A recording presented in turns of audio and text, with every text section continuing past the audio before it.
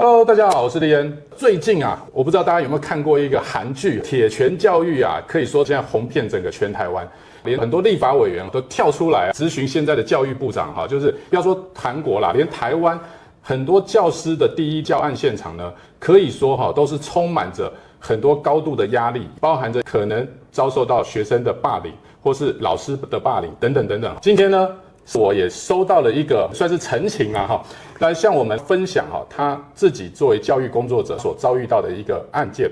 特別請到的是東華大學的李慧芳老師。Hello， 大家好。然後因為今天要談東西比較專業，所以呢特別請到的是前台北市性平教育委員會的委員張文昌，文昌哥，文昌哥歡迎。大家好。那今天呢這個案件，因為我也是才剛了解不久，我呢想要跟大家觀眾一起好好來抽絲剝繭的來看這個事情的原委。當然我覺得要留意一個開放的空間，就是到底這個事情一些是是非非哈，讓大家来做一個公平來判斷。所以呢我也會提出可能在這個過程當中我自己有的一些疑問。那首先就是要請慧芳老師哈，你是東華大學对諮商與臨床心理學系的老師，就是心理系的學生啦，所以這些學生以後就是會從事助人行業這樣子。OK， 那你最近碰到的這一個事件，我知道對你的身心也遭受一個非常大的壓力，對，好，跟嚴重的一個影響。那能不能說一下，就是說是什麼樣的一個課程，然後碰到了一個什麼狀況？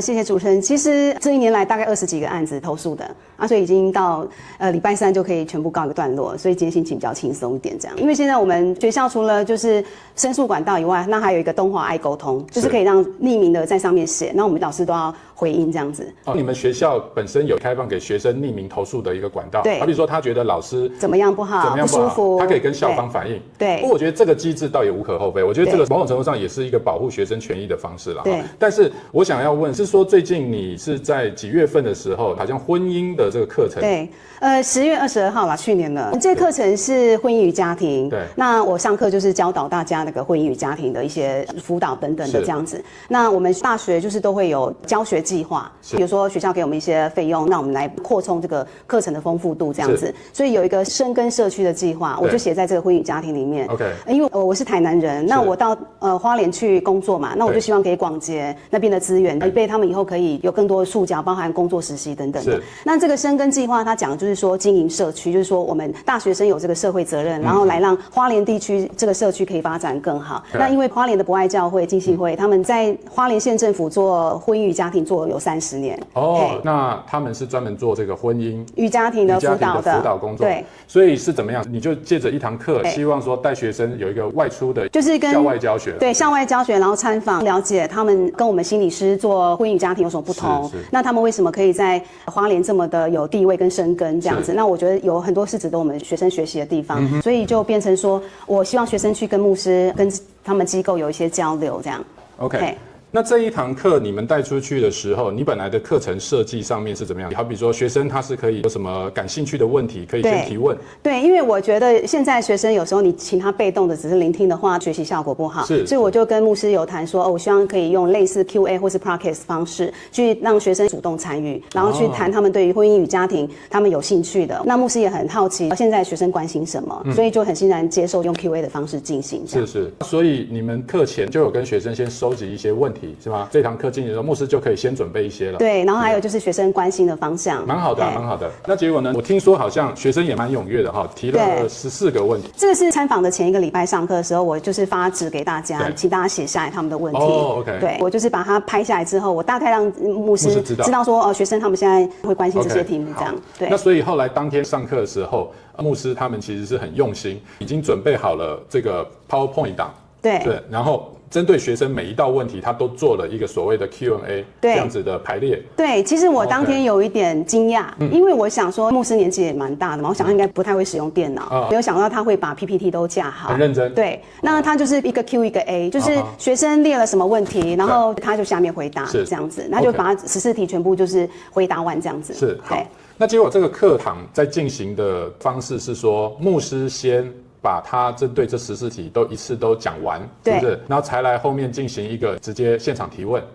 當天在回答到某一些題目，尤其是比較敏感，像同志的問題的時候，還有就是婚前性行為，因為教會是比較保守的，所以我想會有一點是跟現在的學生他們的想法不太一樣，所以我有試着想要插話，就是拿麥克風想要現場去請牧師回答。你現在的意思是說，學生的提問可能跟教會有一些比較立場上面不同的地方，比較有爭議的，你是希望說中間就可以稍微有一點互動，是吗？对，我可以看一下那個學生他们大概提問是哪幾題会比較，你會覺得有這個哈？我覺得一開始是那個婚前性行為的部分，那再來就是對於相關就是 LGBTQ 族群的這個問題這樣子，是，所以當下的時候我其實有一點點替牧師捏把冷汗啦，因為我想說他的回答以他的立場是合理，因為他畢竟是牧師，但是我想可能跟現場同學之間可能會有一點點不太一樣的地方，這樣子。所以牧師就是直接在台上就一題一題的開始去做回答嘛。对。那這個回答你也有感覺到說，其實有一些可能學生也許不見得覺得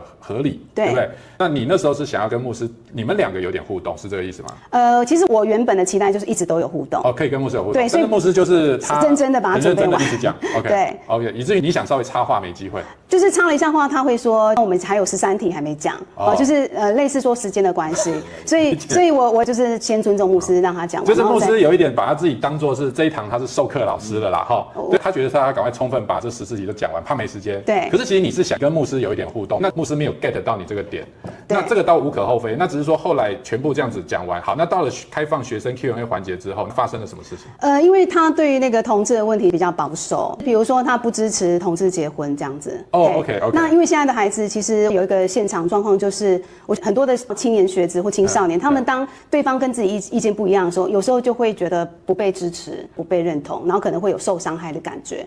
這個我覺得多多少少會有嘛，對每個人來講都是如此啊。就是我們如果被家人有不認同的地方的話，我們也會覺得受傷。我覺得這個無可厚非。但是我現在想要了解是說，那 Q&A 這個環節，學生應該是很踴躍的，對，又繼續發問，對啊，很踴躍啊。那這個踴躍的程度好像變成這課堂的時間已經到了，但是呢，學生跟牧師都還沒結束，欲罷不能，欲罷不能。對，其實我當下是有一點點覺得感動，是我覺得我上課從來沒那麼熱烈過，因為大家都在睡覺，不然就沒來這樣，所以大家這樣踴躍的舉手，我覺得是一個很好學習機會。是，那我也不希望他是單方面的，就是牧師跟學生講，所以我很鼓勵就現場的每一個學生都舉手起來講他們的意見這樣。只是後來發現，慢慢的時間已經到中午了，但是大家都沒有要結束，所以我開始擔心。我可以問一下你。會不會覺得現場的時候，很多學生針對牧師的回答解釋不夠滿意，對嗎？所以還會想進一步的提問嘛？我覺得就是一直專指在那個同志的問題、LGBTQ 的問題這樣子。OK， 但是可能 maybe 已經有點變辯論了，哈，就是在這個同志婚姻或者說同性戀的這些事情上面，那個時候你是有喊說時間到了要下課，對，但沒人理我。那這樣說起來的話，那就已經變成場面已經有一點火爆了，就是說兩方都已經在情緒當中，沒有人在意你老師在旁邊說下課。我覺得是牧師他很關心學生，然後他也很樂於去分享，就是現場2個牧師跟牧師娘，他們是真的很熱情的想要關懷這些學生，但學生就是因為覺得那個同志婚姻沒有被接納，所以就是一直想要跟牧師來做一個溝通，但是我覺得對我來講不是火爆啦，因為畢竟沒有任何的暴力嘛，那我只是覺得就是學生想要繼續捍衛他們的價值觀的一個過程，這樣子。OK， 那學生是怎樣輪流發言？就是舉手這樣。那舉手的你會遞麥克風給他？對，我會說那還有誰要發言？那就是遞麥克風。那我就不懂啊。那如果照你這樣說的話，既然遞麥克風是在你老師手上的話，那你如果不遞給下一個，你就說好，我們今天時間到這邊了，我們就沒有辦法再繼續開放提問嘍。我們今天要結束，那不就好了嗎？其實我有做這個部分的收尾，我有跟大家說下課了，我們要結束了。那你怎麼會說還結束不了？因為當時的氣氛讓我覺得情緒都一直是蠻高漲的狀態，所以我後來做的結束就是請3位牧者一起到我們的觀眾就是同學這個座位來，然後我們下去要準備用餐了。那如果還想再需要求助或是需要牧師為你禱告或是為你祝福，或是你有其他的需求的，可以再跟牧師講。那我們就是步伐逐漸往那個樓下大廳走這樣子。我是希望可以用疏散的方式讓他們慢慢下。聽你這樣講就是說，其實台上牧師他們有麥克風，所以他們也一直在回應。對，那學生已經變成說你麥克風都收回來了，但是他仍然站起來繼續發言，也就是說他沒有麥克風，他反正牧師聽得到嘛，因為場地也不是說特別大，所以他也繼續發言。對，所以這個時候你其實已經發現到說好像無法收尾。對，我想喊停，但是沒有人理我，可能是跟我心境教師有關係吧。我覺得是我喊了3次都沒有人理我，那我只好一個一個請下去這樣子。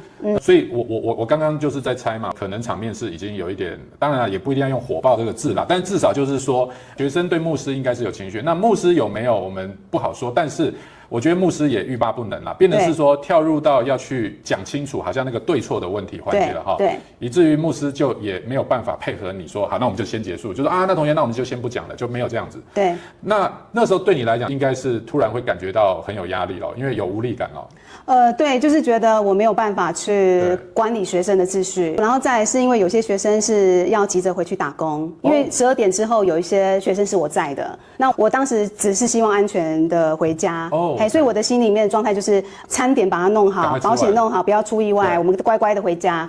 我當時心裡就在想這個，可是只有我有這個想法，剩下的人就是在於滿足不滿足，不接受接受，再做很多的回應。幾乎我請到第3次以後才有一半下來，前面我喊下，沒人下來，然後我再上去，又沒人下來，我就是等於說自己在那邊上下。你所謂的下來是說請學生移到大廳，對，移到這一個討論的會場外，那個是在2楼，然後你要移到1樓，對，大概半小時以後才全部，原諒我說比較直，我覺得聽起來這個課其實在尾聲已經是失控的狀態了，因為沒人在聽你講，沒人管老師說下課。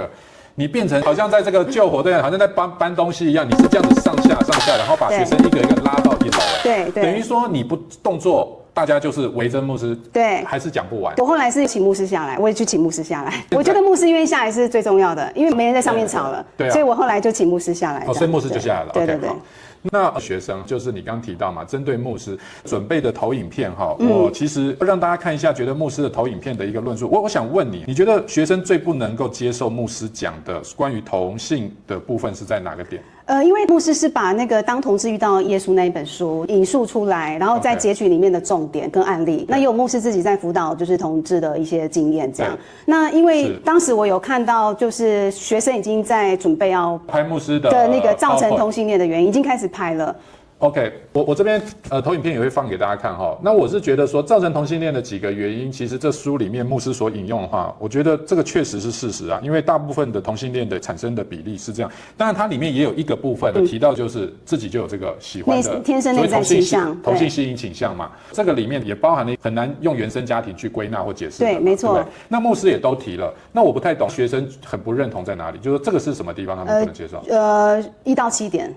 1到7點，第8點就是內在傾向嘛。那1到7點有童年創傷，有一些過往的家庭經驗。他們學生認為沒有這個可能是這樣。他們覺得1到7點是污名化。OK， 他們覺得如果要講我是因為家裡有創傷，所以我才是同志，好像在污名化我。對 ，OK， 好。那除了這一點，還有其他嗎？因為我看到牧師有一個地方是說，認為這個異性戀的婚姻才是合理的，他們支持的，合理的嘛，就至少是教會支持的。因為異性戀的婚姻，牧師是提到說，這個是能夠傳宗接代，能夠繁衍下一代嘛。對。那這個部分我可以想象，學生應該會很不能認同，繁衍後代為什麼一定要定義作為是一個婚姻的必要條件，對吧？應該是，應該是，所以學生在這個部分應該跟牧師也有很多的 argue。對，我記得現場有一個同學有提說，那生物界裡面為什麼會有男的喜歡男的，比如說企鵝或天鵝等等的，提到更多是科學或是他們認為的生物情況這樣。那因為這個牧師就回答不出來，因為他真的不懂嘛，他就跟學生說不懂。那學生說你看吧，你也不懂。我就覺得，我也不知道，就是感覺學生的提問，我覺得是合理，可以這樣提啊。但是牧師他就說他不懂啊。OK， 牧師也很誠實嘛。對啊，所以我覺得很好啊，大家都各自提出自己的專業。所以我當天其實我覺得只是比較激動以外，立場不同。對，但是我覺得沒有到惡意的去彼此攻擊的部分這樣子。OK。對，所以對我來講，我覺得那就是一場你說辯論嗎？或是交換意見？對。那其實因為我長期在上課的時候，學生就睡啊，要回家躺就回家躺啊，不舒服就不舒服，所以我覺得很難得看到這麼熱烈的場合，60個學生，然後一直在現場，就是不管是跟同學交談或是舉手發言。我通常問大家有沒有問題，大家都是不舉手的。OK， 所以現場有這樣大概10幾20個舉手，我覺得對我來講是很好的。對。那我想問你，就你的感覺啊，牧師自己覺得牧師這一堂課的結束，他們覺得好不好？他們是很高興的，然後就還想再加下去，時間可以再往下，或者是說可以有機會再開類似這樣的一個交流。我當時感覺到是這樣。这樣目前聽起來就是說，學生基本上也都還算有規矩，雖然是說大家都沒有人想要下課，對不對？那照你的意思是，牧師也沒有覺得好像被學生很嚴重的挑釁或是冒犯，沒有，那也沒有學生針對你嘛，那是後來又怎麼醞釀成說這個事件變成一個風波，還繼續下去？對，就是隔天我收到系辦打給我說，慧芳老師你要有心理準備哦，有學生到校安那邊投訴了，這是一個事件。因為我其實隔天就發新聞稿了，我們東華都會有自己的新聞稿，我就活動圓滿達成嘛。那新聞稿是發給校內看，然後因為我們只要做完成果都要發，然後發出去之後，我就發現很快的就被下架了。就是你發的新聞稿，對，有人把它刪掉，对，就是主秘那邊直接把它下架，然後再來我就接到系辦通知說要有心理準備，因為有人投訴你，对，然後再來就是我在26號的時候就收到我們系上的某一個老師，他大概發了500封信，在我們系上包含校友，就是說他的500多封收件人可能是包含你們同系，也可能是其他系都，對，老師，然後校友，系上校友發了500多封，對，然後上面就是說我帶學生去聽宣講，對，害我們系上受到玷污，對，然後這是一個不科學，然後反正就是言語上把我當天的一個活動全部都是扭曲，說不科學，說我讓我們的學生受到侮辱，所以因着這個事情，他要跟全部的人代表學校嗎？還是代表我們系上跟大家道歉這樣？你說這個老師，對，他不但發了500多封。他對你這一次的課堂的內容有一個批評，對，他說我在宣傳仇恨，然後在排斥同志，我們這樣子是造成他們的傷害，然後他不允許這些暴行再發生，就大概講得這麼嚴重。對，他說我們以教育為名對學生進行宣傳，對，然後這是一個意識形態，然後我們同性戀被告知是不正常和罪犯，那現場其實並沒有這樣的言論。我們同性戀被告知，這個老師他自己是同志嗎？他不是，對，那他為什麼要用這種用詞說我們同性戀？好像他已經在去區分他自己是哪一邊。對，他就是有一點像是，因為我覺得他借由這個道歉信來指控我，就是傷害了大家，先幫我貼標籤，讓我們系上先丟臉。對，那他這一封信聽起來，我認為就已經有很直接對你進行人身攻擊了哈。可是現在有一個症結點，就是說，按照你剛剛講的這個課堂的內容過程的話，好像沒有聽起來感覺有到這麼嚴重。當然啦，好，我們現在也不知道學生他們每一個人參與者真實的感受，對嗎？那我現在第一個會想到就是說，那一定是有學生有很不舒服，對，跟這個老師反映了，對，好，或者是應該是說有學生直接在網絡上寫了，對，是怎麼樣的一個情況？就是有學生把那個牧師截圖貼出來，然後就上面寫說，是在哪個平台上？在 Twitter 上。OK， 在 Twitter 上。對，然後它上面寫說，把女性當成生育的工具，同性戀很離譜，不是人類寫出來的。那因為它這個東西，不是只有在 Twitter 上造成發酵，因為我的同志的朋友們，他們說已經轉發全台灣各大那個同志版面了。OK， 就是有人轉發它，但是它是從 Twitter 上面的，對，就我看一下哈。好，那我這邊看到他是說哈，都2025了，還可以看到這種內容。那因為他有貼出那個牧師的 PPT 嘛，哈。那他說，花蓮某國立大學課程讓學生特別到市區的教會聽牧師講道，好，那對婚姻的定位只是把女性當成生育的工具，說女人的使命就是傳宗接代。然後問到同性戀的部分更離譜，每一個字都不是人類寫得出來，說什麼神愛世人，都只是在包裝自己的惡意。那大學教授還在旁邊默許這樣的言論，作為助人工作的教育者，這樣真的合理嗎？好，那我先確認第一個哈，目前就你所知道，好。只有這一篇是在 Twitter 上面的這個貼文，對，有其他類似這樣的貼文嗎？有學生寫上課不舒服，但在他的留言下面，在他這篇貼文的留言板下面 ，OK， 那有沒有其他類似像他一樣是主動的一個新的貼文？沒有，完全沒有。好，對。那如果這樣聽起來，至少可以確定，因為很明顯他有把這個 PowerPoint 的現場畫面拍出來，所以他一定是現場學生，60個其中之一。對。那60個裡面，目前可以大概確定說，有人不舒服到想要在網絡發表，目前只有一篇嘛。沒錯。至少這不是一個多數群體的狀況。對。好，我們可以先這樣做這個合理的推論。那第二個當然就是說，我們來看他寫這個內容哈。我必須講，就是說，我覺得他把牧師的這個現場畫面的 PPT 拍下來，是 OK 的。我為什麼覺得 OK？是因為他並沒有修改這個內容嘛，好，所以這個完全是現場真實的照片。那這個也是牧師公開的東西，所以我覺得這就沒有什麼問題。好，這個你也不能說他是公審，應該說他是把它丟出來給大家做一個公平。好，但是呢，他提到的東西我有點不解哈。牧師的這個 PPT 就是我們剛剛講，牧師引用那本書說同性戀是怎麼產生的啦，幾個條件、不同的原因這些內容。我沒有看到這個 PPT 裡面有任何一句說女性當成生育的工具，然後說女人使命就傳這樣，這個 PPT 沒有啊？對啊，沒有啊。那我不太懂，他這邊提的東西又跟他的照片其實無關。是。好，因為那假設會不會有可能是牧師現場說的話？那我想問輝芳老師，你那時候有聽到牧師有類似這樣的說話嗎？他有講到女生生育的一個價值，但是他沒有去講什麼工具。OK， 這個我也想要問一下文昌哥的看法。文昌哥，這個女性的使命就是傳宗接代。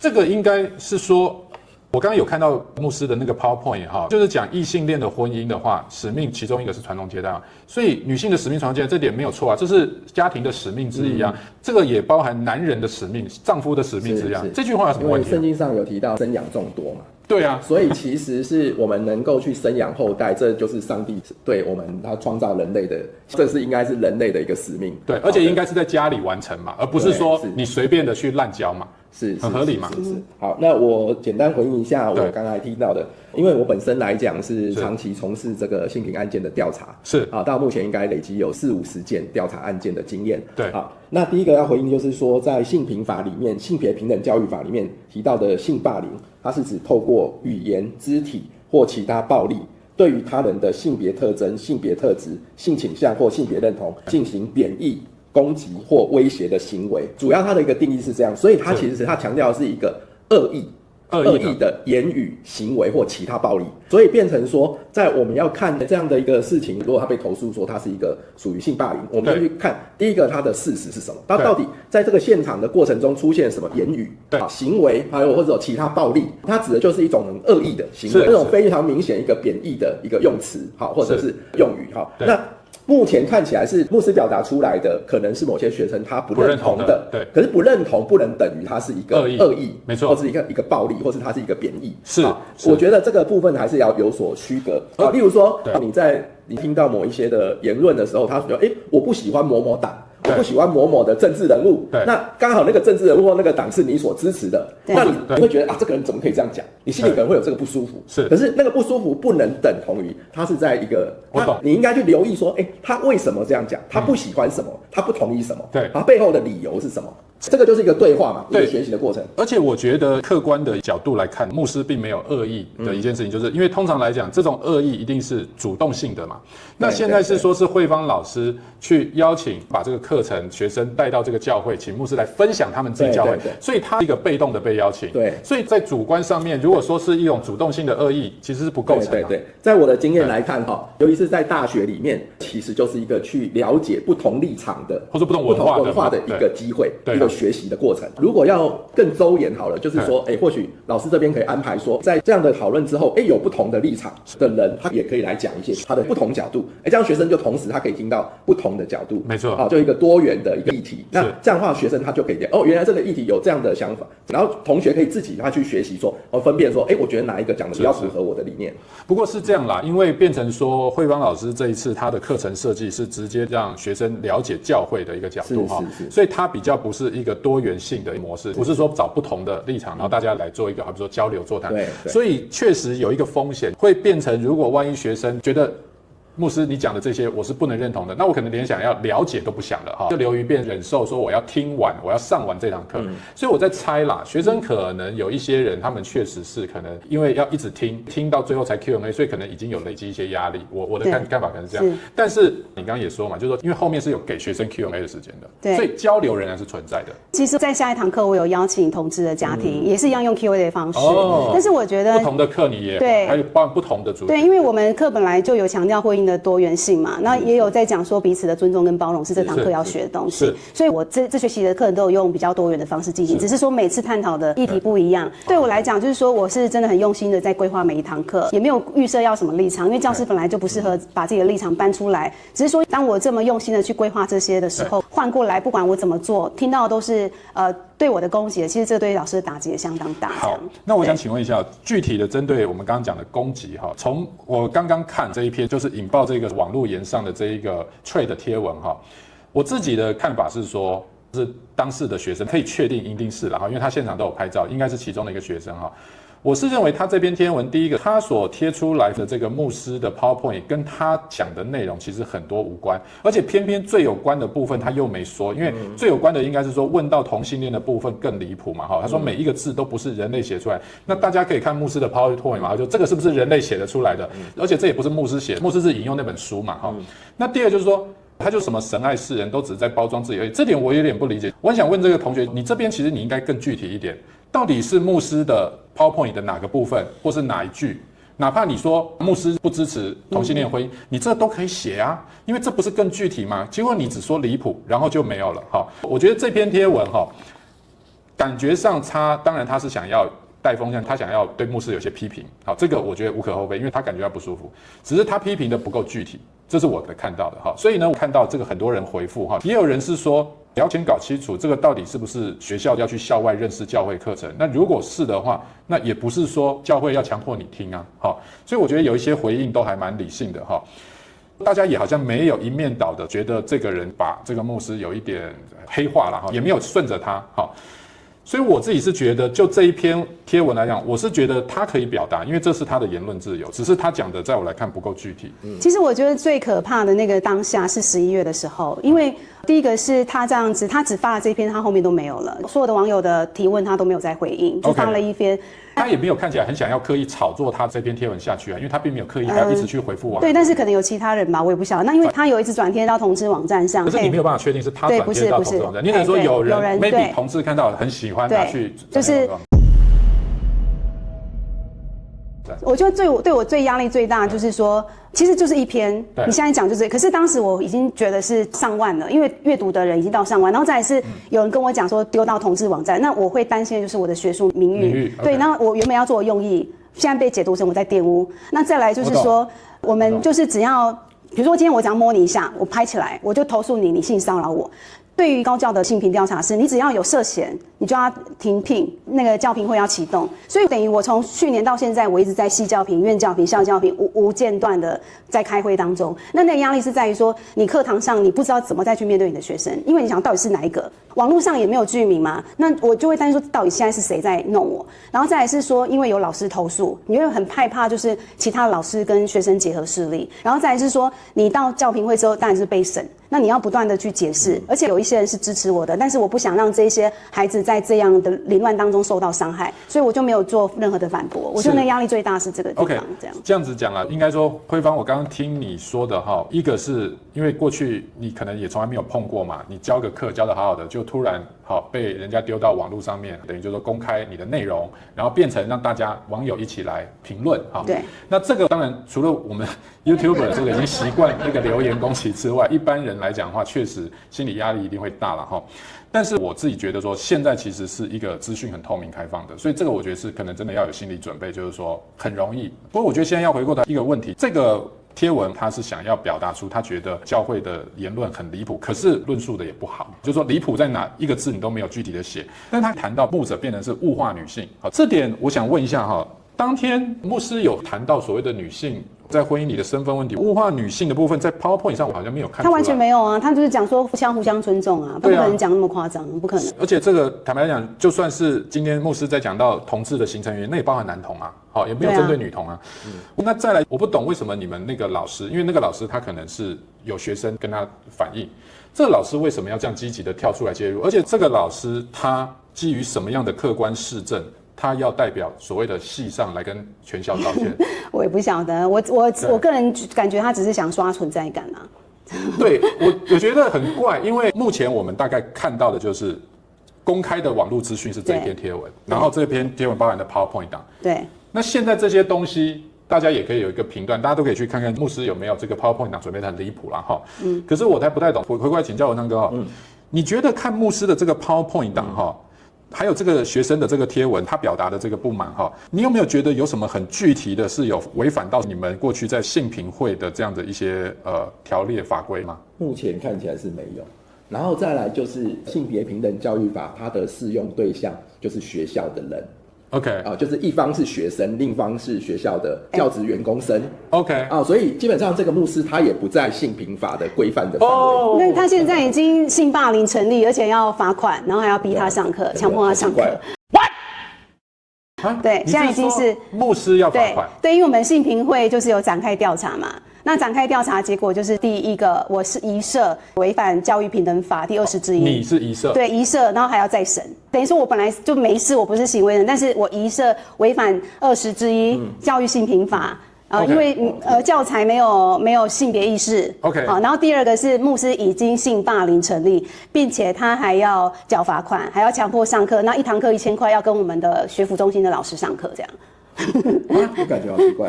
对，不是文哥，這個合理嗎？我說，就像您剛剛講的很清楚啊，性平法它的規範對象只有校內人士、學生或老師，對，那沒有涉及校外人士。對，為什麼你們學校性平會最後他是可以對這個牧師來提出罰款要求？這個其實就在法上面叫不適格，就是根本就。你根本對不上，就是你這沒有法源嘛？对，沒有法源。你沒有法源，那我怎麼講白一點？這牧師不交這罰款是沒事的，因為根本。對。他在公文上只有寫說，如果你都不上課不交罰款，那東華大學就要報請主管機關來罰他。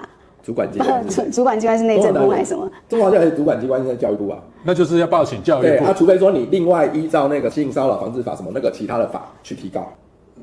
对，現在這就很奇怪。對，假設如果說東華大學報請教育部，那王哥就你的認知，教育部可以對這個牧師進行任何的懲處嗎？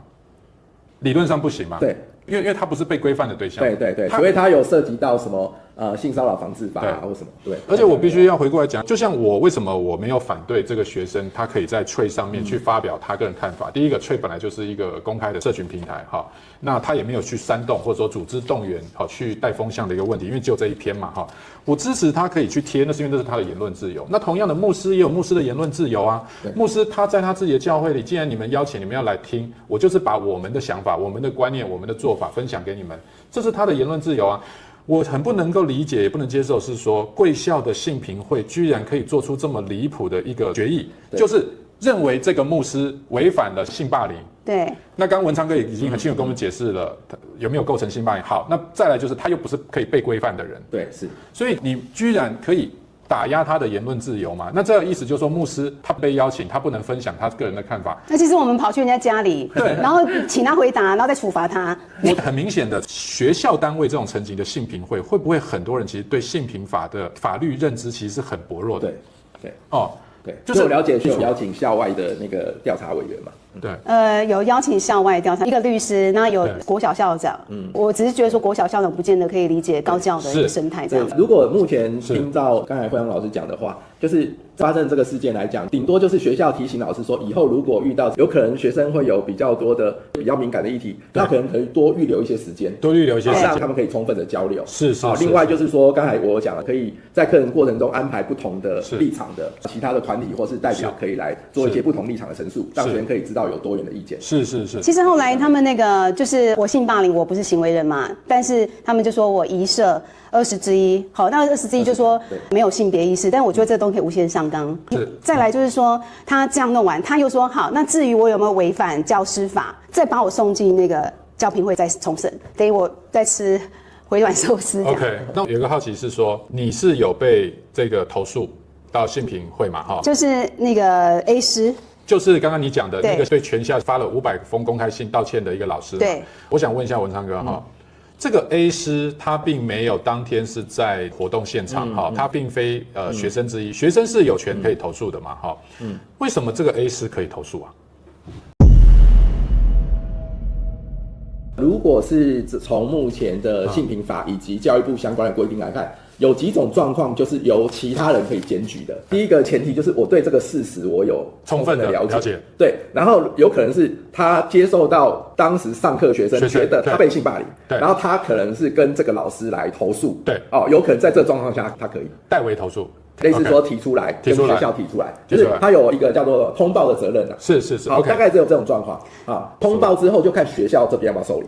所以我們現在還有第二個案子，也是同樣，我在我們系上，就是因為學生上課不舒服，在演練的過程，比如說我們做諮商演練嘛，那我不舒服了，那 A 師就是知道了，然後就又可以投訴。對，只要不舒服，旁邊的老師就可以投訴。所以現在可以說，我們先不討論其他的學校狀況，至少在你們學校來講了哈。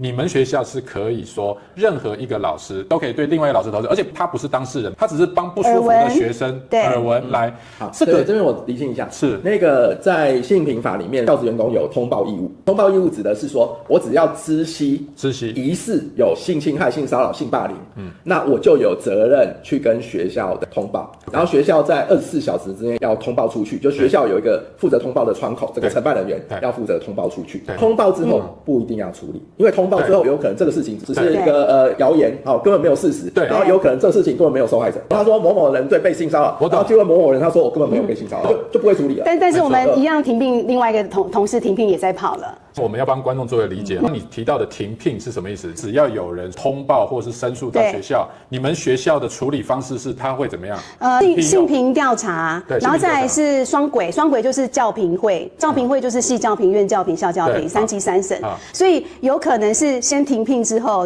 調查才完整。好，那等到確定他沒有事了之後，再繼續。我要釐清一下，就是通報跟另外一個叫做申請調查是不一樣的。申請調查就是我是當事人，對，或是我是他的法定代理人，对。那這個時候我提出來跟學校說，我被性騷擾了，我要提出來，學校要調查，有義務調查，那種狀況是不一樣的。對，那種狀況學校就必須要看這個樣態，它的嚴重性是不是？如果這個老師繼續擔任他的老師，而且一定會直接指導這個學生的時候，他有可能會對這個學生造成2次傷害，而且基於案件的調查，這種狀況下，他權衡之後，他有必要老師先暫時停職，來把事情調查清楚。但是我們只要性平一啟動，只要有人通報不舒服不適，我們學校的雙軌那個教評會就會啟動。這個也是我有點不理解。照理說，像慧芳老師這樣的一個案例來講，他現在頂多就是說學校願意介入調查，那學校要啟動調查，可是學校就同時在跑流程，說要對他進行停職，對，這個合理嗎？因為不是應該是 A 先確定了，確實是有不適任，然後才應該來辦停職哈。現在看起來，我覺得好像學校變成說，反正就很簡單，就是全部都雙軌，只要耳聞學生不舒服，對，假設我是那個壞心的老師，只要耳聞他不舒服，我就去通報，那個老師他就會走雙軌。那就是 SOP 走雙軌。觀眾朋友，我不知道聊到這邊，大家有沒有一個跟我一樣的感受？如果這個是很多學校的通例都是如此的話，那教育工作者現在遭受到的這一種個人威脅程度是很大的，因為很怕隨時我就被投訴，然後我一投訴只是涉嫌哦，馬上要啟動所謂的我可能要停職，那變成我的工作、我的生計可能都會受到影響情況下的話，這就現在流行一句話叫做防衛性教學。防衛性教學就是只要任何有可能讓學生不舒服，我就都不要講，都不要做，都不要去要求，也叫避險，避開危險。所以上課就是照書念，然後叫學生報告，那報告完打分數，老師盡量不要講話。所以這就是為什麼鐵拳教育這麼好看的原因啦。為什麼收視率這麼高？我覺得鐵拳教育最諷刺的就是韓國的那個教權局，那個當然是虛構出來的。可是真正校園已經有這種嚴重霸凌老師的現象，卻是活生生的在上演嘛。不要說韓國、日本、台灣，我相信都有。我今天聽到這樣，我是覺得很驚訝，因為我當然也不了解貴校的方式，我只會覺得說，怎麼同時就開始啟動所謂的停聘？我覺得這個在我來看是很有問題的啦。好，那我們回過來講，說剛剛那個 A 師，他可以代委去來投訴慧芳老師好了哈。可是他如果寫這種所謂的公開的道歉信，這種我講實在，我聽起來是很矯情啦，我不知道他是矯情什麼。我就說，對於他是投訴人來講，他是可以這樣做的嗎？這是不是已經有點涉及到誹謗名譽了？因為校方的調查都還沒有完成，你怎麼已經在道歉了？基本上，如果是學校的人員教職員，其實基本上在這個事件的調查過程中，他是有保密義務的。对，包含了性平委員、調查委員，覺得說我被性騷擾、我被性霸凌、我受到不公平的對待，讓他去告訴人，這個當然可以說得過去。對，可是他不是當事人嘛，對不對？現在我覺得最惡心的地方就是，常看我頻道觀眾朋友就知道說，我很少會用比較不雅的字眼，但是我真的會認為這個很惡心。為什麼？因為這個 A 師他如果覺得學生真的遭受委屈，他代表可以，可是你不是當事人，你不是當事人，你為什麼就在公審慧芳老師要替這個系上向全校來公開道歉？我覺得這個做法太噁心。當然我也開放，我非常歡迎 A 師，好不好？跟我聯絡哈，我們頻道都有 email 信箱，跟我聯絡，把你的想法說出來。我很想聽聽看你的意見，甚至我也願意給你一個專訪機會，就是請你告訴我，你是拿到了學生到底什麼樣具體的受害，你都覺得說你必須要先道歉，而不經過學校調查完畢。那萬一學校調查最後說慧芳老師沒有問題啊，沒有任何的判罰，那你那封信算什麼？都已經是未審先判了耶。我從未見過有如此厚颜無恥之人。对，而且学校調查之後，慧芳老師的性霸凌是不成立的。最後就是我不是霸凌行為人嘛，但是我有沒有涉嫌20之一涉嫌之後，再把我又丟到教評會，再重新處理一次停聘的問題。我這邊念一下《性別平等教育法》第20條哈，第一項就是教師使用教材及從事教育活動時，應具備性別平等意識，破除性別刻板印象，避免性別偏見及性別歧視。這個其實在法條裡面，它是一個所謂的宣示性的條文。宣示性的條文就是提醒，主要是提醒教育人員說，你在教學的時候，在準備教材的時候要注意這些。其實你如果再往下看到後面去，它没有法則。对，没有法则，這個其實就是一個提示性的條文。因為教評會是做什麼？就是在處理聘任的問題。這個老師他是不是適任？對，這個跟是不是任，我覺得不符合比例原則。不符合比例原則，對。也就是發生這樣的事情，頂多就提醒老師以後你在教學上這個部分你可能要注意，避免類似的狀況。怎麼會送教評會？對，現在就是很奇怪說，剛剛老師說，既然性評會已經最後是有點像是說口頭提醒了，這種意涵。那怎麼他的學校又變說還要再送回教評會？很多就是之前在爭議的那個校事會議嘛，中小學校事會議一樣。我孩子回來跟家長反映，上課聽不懂，老師那邊講我聽不懂，你就去投訴老師。這個老師不適任。對，我覺得就跟這個一樣。然後就要經過很漫長的調查程序。很簡單啊，你聽不懂你就告訴老師啊，哪一個地方聽不懂？對。你如果不想直接告訴那個老師，例如可能數學老師或英文老師，你就跟導師講嘛。對。或跟學校行政反映，反映他就轉達給那老師，老師就說我知道了，這個地方我講得太快了，學生聽不懂，那我就下次上課我再講一遍，這樣就好了，問題就解決啊。是，還要經過一大堆好幾個月調查程序，還要花很多錢請外面請調查委員。對，而且我覺得那個18到20條主要都是在講性別意識，可是這個東西可以無限上綱，就是說我涉嫌最後都可以落在這一條，是沒有性別意識，因為這不具體嘛。那這樣的話就永遠我怎麼去證明我沒有性別意識？對，這沒有辦法去舉證。其實這個就是我頻道過去也一直在談嘛。台灣我們現在其實很往左派思維路線去走嘛，也就是說，當你都要把性別作為是一種法條化的時候，它一定會很大的是一個主觀認定的問題。因為你怎麼去證明一個人他到底有沒有性別的這種歧視性的想法或對待？那換過來講，就是說，就算有的話，那生活當中本來我們都有可能會被充斥的一些可能無意中被冒犯，這個冒犯有2種可能，一種就是說別人是真的惡意冒犯你，對，這個我們可以從客觀事實來判斷。那另外一種是說，是你主觀上覺得有，那就是有，那這個就說不通了，因為如果不按照一個客觀事實的角度來釐清的話，那只要任何人有被冒犯，那冒犯他的對方就是有問題，就要被受罰。這個就是一個非常可怕，我們講就是思想犯嘛，這就跟思想犯的意思是一樣，就是沒有言論自由可言，所以這是我非常反對的東西哈。好，我再回應一點。在我們做性別案件的調查的過程中，很重要的一個原則叫做合理被害人原則。合理被害人原則，也就是我們要去弄清楚到底當時是什麼情境，這個雙方之間的這個行為人跟被行为人之間是什麼關係，然後他們當時是在什麼情境，然後發生什麼動作，誰講了什麼話，或是誰發生什麼行為。例如說，他碰到哪裡，手有沒有停留，有沒有撫摸，有沒有來回，有沒有加壓。然後幾秒鐘，全部都要講得清清楚楚。然後我們根據這個客觀雙方的不同，甚至再去訪談有在場的第三方，去釐清到底發生什麼事實。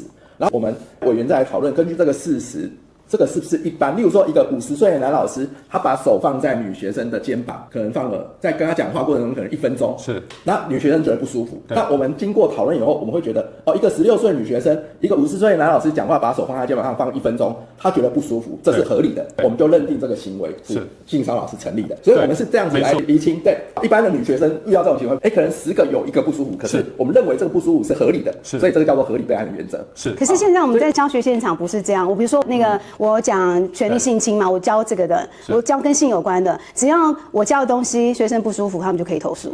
对，這個也是讓我很驚訝，因為慧芳你剛剛有提到一個點，就是說當然學生他可以投訴，但關鍵是說校方的處理的方式，似乎不管有沒有啟動調查，或者說有沒有查明事實真相之後，就是先讓老師這一方感覺到教育的壓力，或者說一個工作位置上面的沒有保障、威脅。這個就是現在台灣的教育的學校裡面被詬病的，就是學校變成一個準司法機關。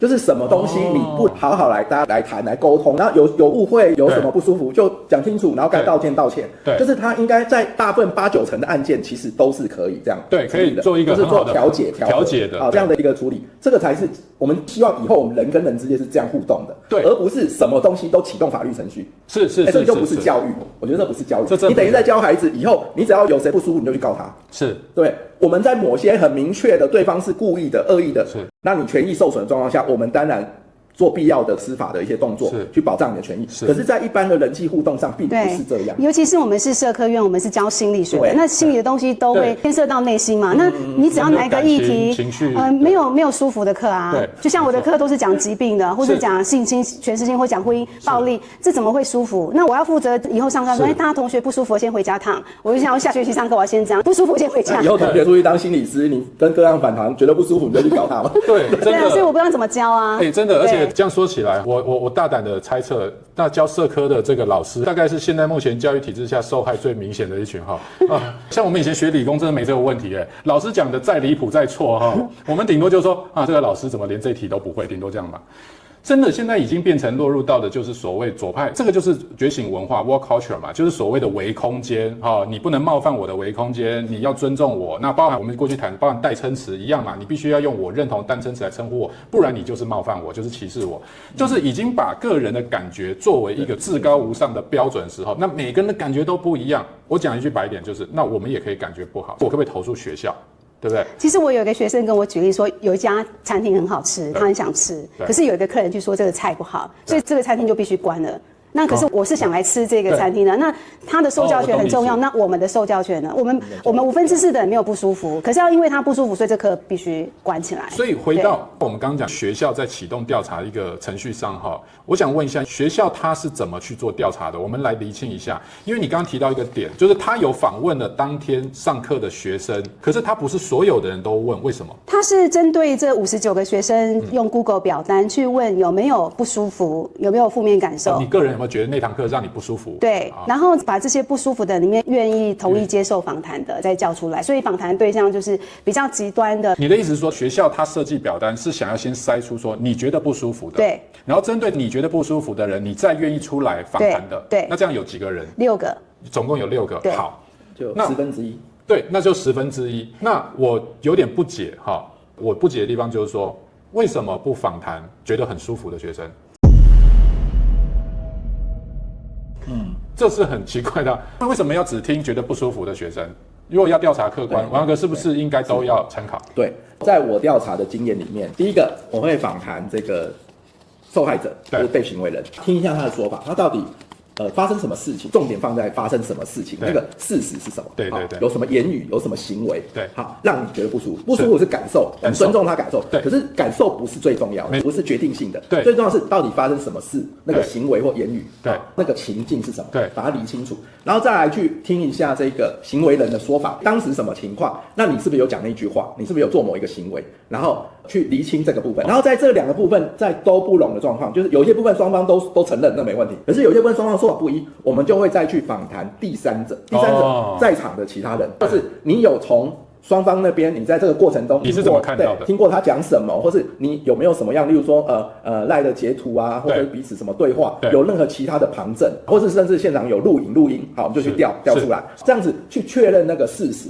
那個事實到底是什麼？去認定是不是成立？對，對。可是，在剛才聽到慧芳老師講這個調查的過程中，他好像漏掉了一個部分。他訪談了這個不舒服的人，可是他沒有訪談其他人，因為我們要釐清的是那個客觀的事實。他講了什麼話？對，我想跟你說，不是只有這樣，他們還把我的期中考卷跟本案無關的都收走，然後要確定我有沒有性別意識。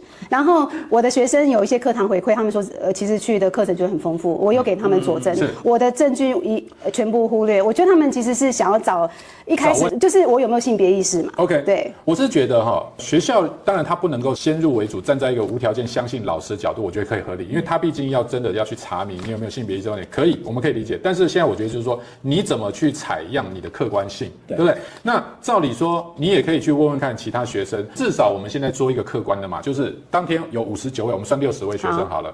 最後到不舒服，而且還願意出來做這個調查來做說明作證的6位學生。對，那我可以甚至合理的去認為說，有54個學生都認為沒問題啊，這也很客觀啊。好，可以說有54個學生，他們覺得沒有必要到要去配合學校做這個調查，表示他們覺得這課很好啊，沒事啊。那1/10，請問一下，這個叫做多數嗎？這是第一個問題嘛。這個課堂上有沒有讓多數學生感覺到不舒服？那第二就是少部分的這些學生講的東西，怎麼證明他們講的是實話？我想問一下慧芳老師，就你得知學校給你的這一個調查報告哈，這裡面你有覺得學生什麼是你覺得不符合事實的地方嗎？其實他們這6個講的內容都不一樣。意思，比如說問他有沒有被冒犯，他可能就說，我沒有被冒犯，但是我感覺可能有一些立場不同的被冒犯。他覺得可能有人有。对，就是有4個是说沒有被冒犯。你是說這6個裡面有4個人認為自身沒有被冒犯？對，但是他們覺得別人可能有被冒犯，那可以就剩2個嘛。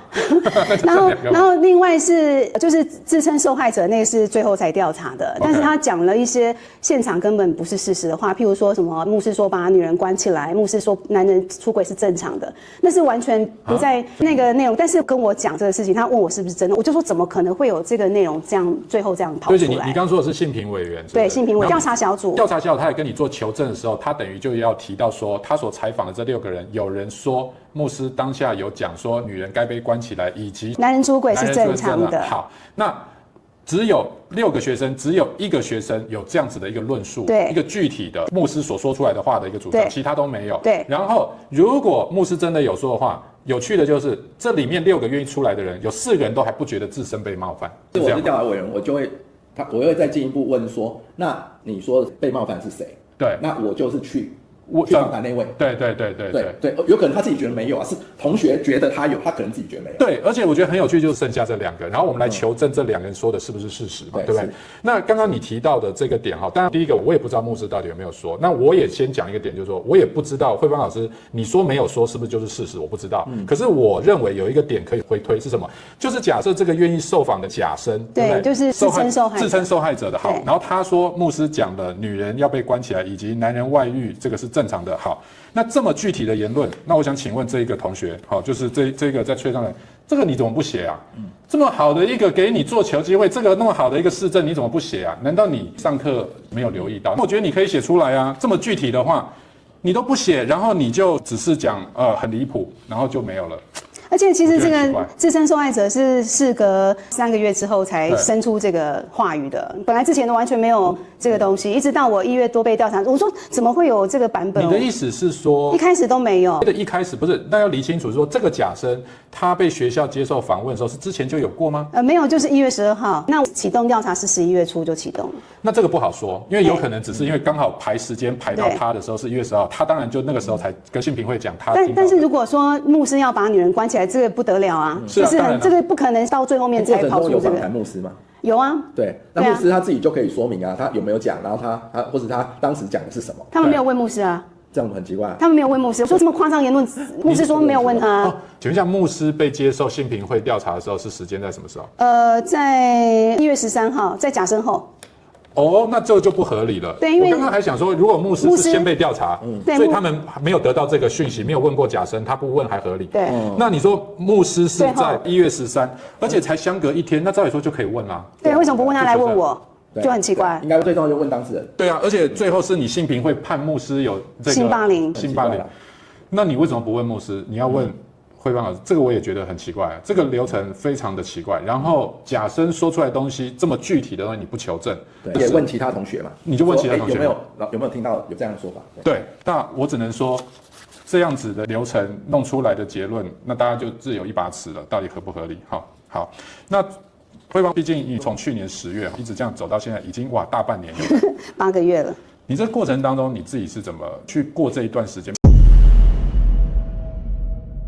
實我11月的時候，我被上萬的那個網絡對，其實我有點 shock， 而且我開始害怕，我是不是在課堂上我会被截圖，或是給誰？我只要看到有人拿手機，对，我就非常恐懼。理解。然後我也不知道到底是誰对我不滿，因為都匿名嘛，然后我都不知道誰要害我，所以我站上台上的时候，我是很恐懼的。那時候就是秦牧師，另外一個牧師跟我講說，教室是上帝給你的殿堂，你必須站穩它。然後再來是說，因為受害者不是只有我一個，我看到其他受害的老師也是有一點狀況，我就覺得大家都在這樣的一個教育現場。意思是你們學校我的同事類似像你這樣子的老師碰過類似這種不當的投訴？對，而且有些敵意的學生會專門就挑你的課來當樁腳。就是要給你拍，給你截圖，所以一直會擔心，而且我走在馬路上會有學生對我罵六字經，就是髒話。真的，就是這件事情過後，本來之前還沒有哦，可是因為這個東西越燒越燒，我講是假訊息，所以我覺得會製造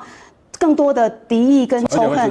對，所以我那時候在走廊上，我是被學生直接罵六字經的。Oh my god！ 对，在課堂上我會害怕是不是全部的人都在打壓，就是抵抗我。可是因為有一些學生私底下來給我打氣，然後還有一些老師，包含受害的老師也會跟我一起努力加油。那我覺得最重要的是，我要看清楚每一個學生的狀態，我不能全部都覺得你們都要傷害我，我還是要每一個去關懷。那其實久了就會大概知道說是誰對你有敵意啦。其實，在那個過程當中，我冒昧問一下，就是為什麼慧芳你想要就是公開了哈？當然我的頻道也不是說多大，但是你為什麼會想要上我們這樣自媒體，把你這個事情給說出來？你會不會擔心又會造成一波新的一個炎上的輿論哈？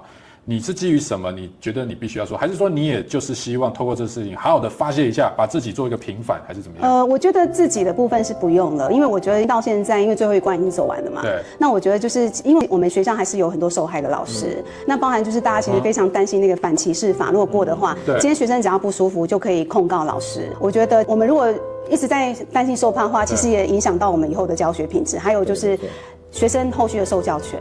所以我不是自己的立場上，而是說怎麼樣可以讓這樣的一個，因為其他老師也很鼓勵我說一定要站出來，不能再把這個東西自己吞回去。也就是你認為現在的教育現場已經是一個很嚴重的歪風，這個風氣已經彌漫了，而且它已經形塑了學生跟老師之間動輒就對立的一種張力的這樣情況。包含我覺得，假設今天有一些比較仇恨的老師，他加進來的話，會讓事情延燒得更快。我覺得多元文化是站在就是互相包容跟共存，不是說我今天只要立場跟你不一樣，我就是要把你打到底。那這樣子，我覺得我其他課也沒辦法上。我本來想說，看學校你們讓我去上通識就好，因為我專業課全部沒有辦法上，所以我覺得是要去重視這個議題，而不是說我自己求個人過關就好了這樣子。是，對，是呀，我覺得是蠻不容易，因為你自己又是當事者哈，然後又面對長達大半年調查跟一關一關的這個校評教評的這個流程，還要今天願意站出來了，我覺得是很有勇氣。那我也想要借這個機會再請教一下文昌哥，我知道你也辭掉了台北市教育局的性平委員會的工作嘛，你還是2年1任，你還連續當了5屆啊。对。哇，那這很厲害，那這個是優良老師才會被，因為聽說這個是要被教師工會舉薦的。就是後來台北市教育局的做法就是用遴選，就是他會成立一個9人的小組，然後市府的代表4位，然後學者專家5位，是好，然後由這個9人小組根據所有各界推薦的名單中去票選，是好，根據他們個人的完整的學經歷啊，各方的條件來做票選。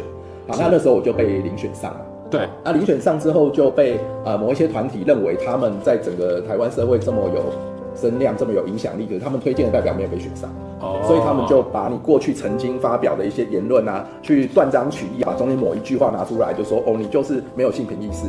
然後甚至後來開記者會說，你不是人，你也被性別意識要台北市政府去檢討，性別意識超好用。然後後來台北市政府就因為這樣，另外再成立一個9人小組，就是之前那個參與過的遴選小組的委員都不能參加，然後另外沒有市府代表，另外9位的學者專家來審查，对，最後還是通過，最後還是過了，對，覺得你沒有問題，對，是哇，當時是這樣，不過在過程中也是很煎熬，壓力很大。Oh my god！ 對，而且你還能當了10年哈，那對我真的是很佩服，但是很想要問問看文昌哥的一個角度。就是說，你怎麼看現在的台灣這樣的一個教育的文化？這個文化聽起來已經跟韓國的《鐵拳教育》這部片基本上相差無幾，我們只差沒有那個教權局啊，沒有出來直接錘學生的老師。你怎麼看這個事情？我覺得某個部分來講，代表是台灣在過去這些年來所謂的權力意識高漲，也就是我們不斷的教育學生說你的權利很重要。可是我覺得中間大家要留意的是說，你想要的權利跟所謂的基本人權2個是不一樣的。沒錯，基本人權代表你有一些你人身的安全啊，你的生命權、財產權、你的行動自由的這些權利，這個是所謂基本人權，它是絕對必須要被尊重的，要被保障的，因為它就代表你這個人的人格尊嚴。可是當我想要什麼，這個部分是要看到這個是很多東西需要討論的，是需要共識的。對，它不是說我要什麼，那你跟我意見不一樣，你就是霸凌我，你就是不尊重我的人權。這個是不能這樣論述。這個就是變成說這種左派的思維模式，到最後不光是剝奪父母的教養的親權，那現在也在包含剝奪了老師的管教權。对，所以那個鐵拳教育有一句話，他說，如果今天老師怕學生的時候，對，這個是一個最可怕的事情。我現在超怕，就沒辦法做了。對，我现在就超怕。所以那最後一點時間，我想慧芳老師，你有沒有什麼對學生想講，或者對家長，或者對老師的，或對學校，你有沒有什麼想表達的？我現在學到了自我保護的方式，唯一可以做的就是開學的時候就是簽約，講清楚遊戲規則。然後到了開學要簽約，對，然後我覺得我有時候我也要錄影，尤其是我如果上的課是比較跟心理病理有關的，因為那個太容易被弄了。對，所以我會用錄影、錄音跟簽約的方式。然後我覺得還是有很好的學生啦，那我就是盡量把真的願意上課的學生教好。那我還是會遵守那個現在的避險教育的策略，就是說危險的性平就是上公版哈，什麼東西就是照課本來，盡量減少自己被投訴的機會。那我覺得學校還是一個殿堂的話，我們應該專注在學業上面，而不是一直在那邊猜誰搞誰，誰報復誰這樣子。真的對。哇，好，觀眾朋友，我不知道今天跟我聽的一樣，有沒有一個很強的一種，我不知道該說是一種害怕呢，或是一種感覺到還好自己不是當老師的哈。我真的覺得教育走左派路線這樣走下去，其實說實在，以後你怎麼去奢望你的孩子能夠有更好的教育品質？如果當一個老師他連有勇氣對你的孩子管教、說真話的態度都沒有的時候，這個其實反而是警惕我作為一個家長，我要怎麼樣去讓我的孩子學習能夠被冒犯，甚至哪怕因為坦白講，現在台灣沒有體罰問題了嘛，我們小時候還有體罰的，我真的不明白你要怎麼樣覺得老師說出來的話能夠叫做不冒犯你？任何人在這社會上，哪怕家人之間都有冒犯，你在家人之間的冒犯也會讓你受不了到要去外面投訴嗎？如果是的話，那你會是一個永遠沒有辦法跟人建立深度連結能力的人，因為你時時刻刻你只在乎就是我怎麼樣感覺我是听得最舒服的，自我感覺良好的。我講一句不客氣的，要是我小孩他覺得那個老師該怎麼樣，他就要到網上去談論老師的話哈。我只能說，那真的是讓我覺得很被冒犯，好不好？好，讓我這個做父親覺得被冒犯，真的太失敗了，好嗎？不過呢，我是尊重每個人都有在網絡上表達他的言論自由，當然就是說有沒有具體、有沒有客觀，我覺得很重要。另外一個讓我覺得是說，老師們現在其實都已經不容易了，還可以看到有一些所謂自稱是站在學生這一方的正義老師，去壓迫更多老師他們管教學生的權利，這個讓我也是覺得細思極恐。真的這樣子受到學生的愛戴，你就會覺得你真的比較好過嗎？你真的不認為有一天也會反過來是你被投訴嗎？我真的覺得要好好思考這個問題。我們今天非常謝謝慧芳老師、黃老師來我們當分享。好，也希望這部影片好不好？大家如果覺得很有價值，就踴躍分享出去。我們希望它能夠成為一個執政黨、在野黨一個可以共同認真、誠實來面對討論的問題。希望真的有可以改變我們教育環境的一個開始。我們這次超級針對，我們就下部影片再見，拜拜，拜拜。Yes, we know the cornerstone is Christ alone.